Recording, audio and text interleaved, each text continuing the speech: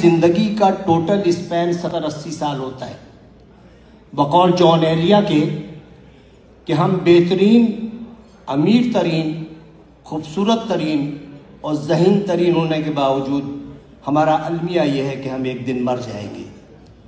ہمیں یہ سوچنا چاہیے کہ ہم تمام دنیا کی نفرتیں ایک دوسرے کے ساتھ اسی دنیا میں چھوڑ کے جائیں گے، اور جو ہم جس اولاد کے لیے بہت زیادہ کرتے ہیں وہ اولاد ہمیں تھوڑے دن بعد دیوار پہ لٹکائے گی، اس کی اولاد ہمیں اسٹور میں رکھ دے گی، اور جب چوتھی نسل آئے گی تو ہم گاربیج کر دیے جائیں گے۔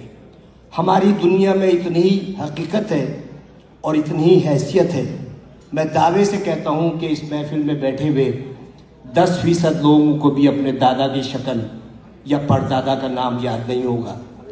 یہی کچھ ہمارے ساتھ بھی ہوگا۔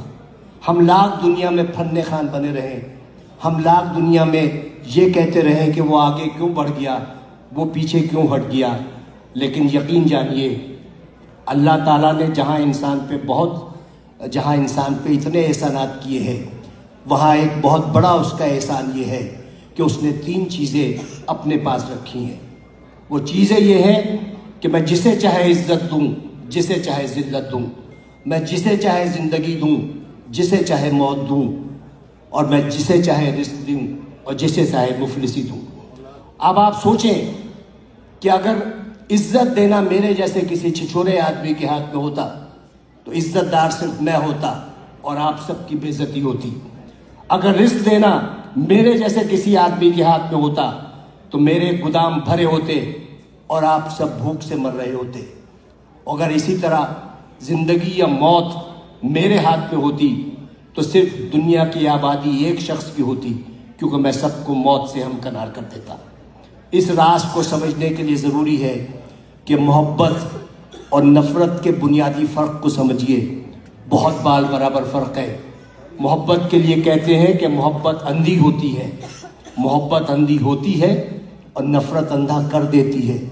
محبت چونکہ پیدائشی طور پر اندھی ہوتی ہے، لہٰذا وہ جینے کا ہنر جانتی ہے، اور نفرت کے سفر میں آپ آدھے وقت بینا ہوتے ہیں اور باقی وقت نابینا ہوتے ہیں، تو انہی شاہراہوں پر جس پر آپ محبت کا ہاتھ پکڑے دیوانہ وار چلے جاتے ہیں، نفرت کی آگ میں جلنے لگتے ہیں اور اپنی ہی لگائی ہوئی آگ میں بھسم ہو جاتے ہیں۔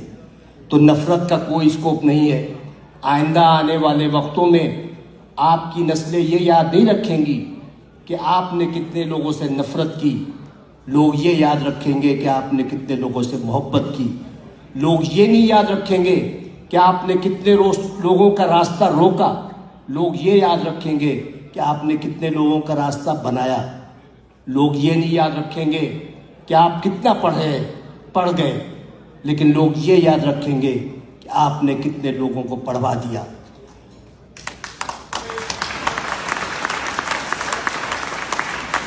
یہ وہ